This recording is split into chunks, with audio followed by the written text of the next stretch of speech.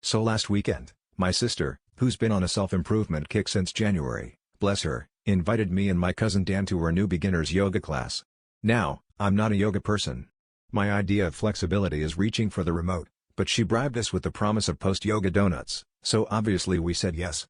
We arrive at this tiny studio tucked between a vape shop and a taxidermist, great vibes, and the instructor, whose name is Moonbeam, of course, greets us with a tray of cucumber water and a look that says, "I'm about to change your life."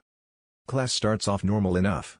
There's some light stretching, a couple of deep breaths, and Moonbeam keeps saying things like, "Feel your inner wolf howl with the wind," which is honestly a lot for a Saturday morning.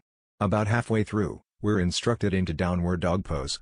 Now, I've seen pictures, hands and feet on the ground, hips in the air, but Dan looks more like he's auditioning for Cirque du Soleil, and I'm pretty sure my hamstrings are plotting revenge. We're all holding the pose when suddenly, outside, there's a weird commotion. At first, it sounds like someone's dropped a bag of tennis balls, but then the barking starts.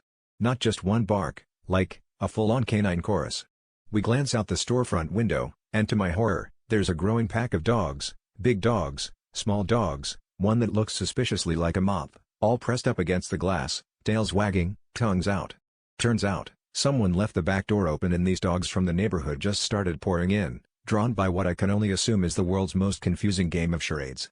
Moonbeam, maintaining her zen, just says, "Let the universe send us what we need," right as a golden retriever tries to claim my yoga mat as his own. So now we've got downward dogs, upward dogs, and literal dogs doing circles around us. Moonbeam finally panics and calls 911, trying to explain to the dispatcher that we're being overrun by enthusiastic yoga participants with 4 legs. The cops show up, the dogs get treats, and Dan swears he's never been this flexible in his life, or this licked by strangers. In the end, my sister just sighs and says, "Well, I guess we finally nailed the downward dog. We just didn't expect so many positive results."